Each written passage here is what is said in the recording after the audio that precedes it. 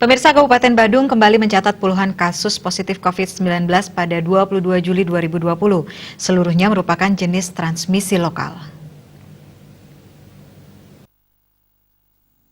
Gugus Tugas Percepatan Penanganan COVID-19 Badung mencatat ada penambahan 29 kasus positif, namun 6 orang asimptomatik, yakni 5 Mekar Buada dan 1 Dawiyai Cadi yang tercatat di Badung pada hari sebelumnya, dipindahkan ke Denpasar karena alamat tinggal yang bersangkutan dan aktivitas kesehariannya di wilayah Denpasar. Menurut Koordinator Kehumasan Gugus Tugas Percepatan Penanganan COVID-19 Badung, IGN Jaya Saputra, dengan adanya penambahan dan perpindahan data tersebut, total kasus positif COVID-19 di Badung menjadi 422 orang. Penambahan 29 kasus positif ini bisa dirinci Carangsari sebanyak 2 orang, 1 Benoa, dan 1 Mambal, Abian Semal 7, Blakiu 1, Darmesaba 1, Mambal 2, Cibangkaja 2, Abian Base 3, Buduk 1, Kakeran 4, Sading 2, dan Tumbak Bayu 2.